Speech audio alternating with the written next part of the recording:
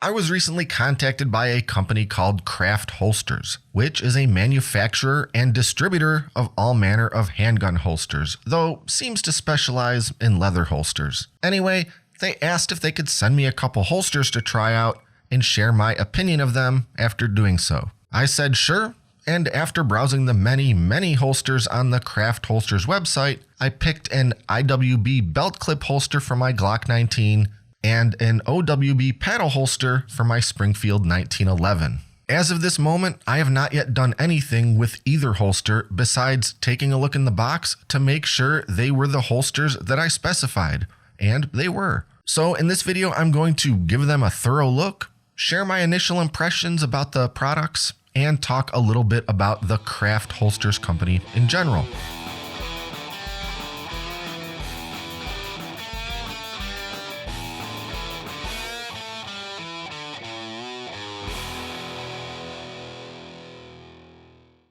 First, let's take these holsters out of the box and take a closer look. Both of these holsters here are said to be, quote, wet molded leather, meaning the holsters are soaked in a liquid when being shaped. The process produces a very well molded leather holster with a very snug fit, though that can mean that some level of breaking in is required when it's brand new like this. And because it's tricky to talk about holsters on camera while wearing them, today I'm getting a little help. So I'd like to introduce my good friend Neil Plastic Harris, who is currently sporting the paddle holster with my Springfield 1911. Though we're going to start with the other one first. This is the IWB holster with steel clip in black, though also available in mahogany brown. And of course, I got the left-handed version. This holster is well suited for either hip carry or appendix carry, though I definitely prefer hip personally. This holster comes with a heavy-duty metal clip. All in all, it's a pretty simple holster, which tends to be the way I like it. I want a durable, strong holster that I can quickly put on or take off, and there isn't a lot of extra material or gadgets that make the thing heavier, thicker, or more bulky. As a quick comparison, this is the holster from Relentless Tactical that I've been using with my Glock 19 for the better part of the last 6 years. It's been a great holster, and I've got no real complaints about it, except for one, and that's it's kinda thick, as there are a couple extra layers of leather incorporated to the design and structure of it. It's still comfortable enough to have worn thousands of times over the last several years, but I have to say I really like how the design and manufacturing process of the Craft holster of comparable style does not require these extra layers of leather. And I personally tend to prefer leather over Kydex, but that often means a thicker and heavier holster. But in the case of this Craft holster, I think there is hardly a difference. In any case, there's just something about good old gun leather as opposed to the cold, lifeless sterility of hard plastic. Present company excluded, of course. Moving on to the paddle holster with thumb brake. Again, I like a pretty simple holster. More complicated usually means more weight and or more bulk. And while I usually carry IWB during my day-to-day out in the world, I do often carry OWB when I'm in the woods. And for OWB carry, I find a good paddle holster to be about the most comfortable way to carry, particularly with a heavier gun like a 1911. This holster can be adjusted to your preferred cant angle and belt position. It's got a tension screw for draw resistance. This holster also comes in either black or mahogany. This one, of course, being the mahogany because I think it looks great with the black metal of the 1911. This holster also features a thumb brake and is available in lefty or righty. On the subject of possibly requiring breaking in with this type of leather holster, the company also sent me this, quote, break-in kit. And I haven't opened it yet, and I don't really know what this kit is or what it does. So I'm going to get into it right now and take a look.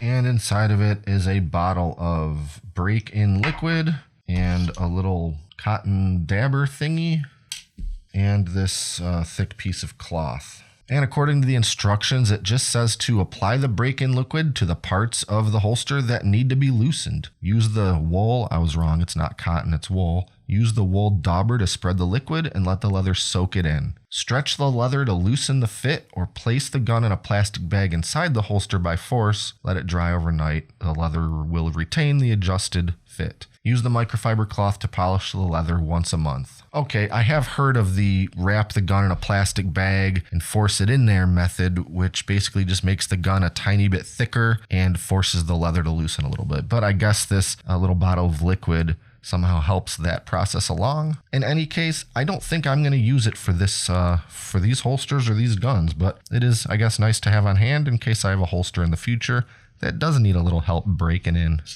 A couple other things that I want to mention about each of these holsters. Something that I noticed on the website is that in almost every one of the product photos that depicts a pistol in the holster, there's a very large gap in the trigger guard where you could fit practically an entire finger.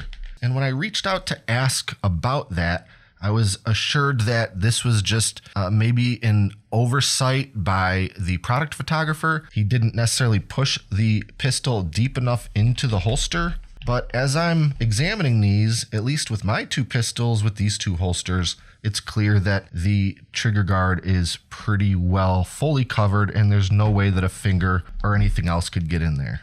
Now, something that I want to talk about regarding the paddle holster for my 1911 is that I found that it's actually impossible to secure the thumb brake unless the hammer is fully cocked. When the hammer is not cocked, you can see that there's no way for this strap to reach all the way around the hammer and get to the little snap. The only way for it to reach is if it's fully cocked and the little strap can fit pretty much behind the hammer.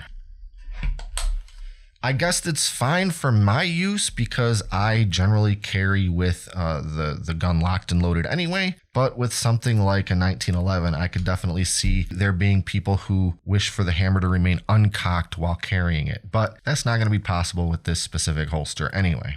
And real quick, let's talk about the overall Craft Holster Company and the array of holsters they offer beyond these two. Number one, they sell a lot of holsters, around 30 different types, mostly leather, but some Kydex. They've got holsters for IWB, OWB, shoulder, cross draw, small of back, holsters that will accommodate weapon mounted lights and red dot sights. Their holster styles are available for around 2,500 different handgun models, including both semi-auto and revolvers. And an awfully big selling point for me specifically, a ton of their holsters are available in left-handed configuration. One more thing I'll mention about the company is their lifetime warranty on all holsters they sell. While normal wear and tear isn't covered, as is to be expected, any sort of defects in the materials or manufacturing are covered by their lifetime warranty. So that's always good.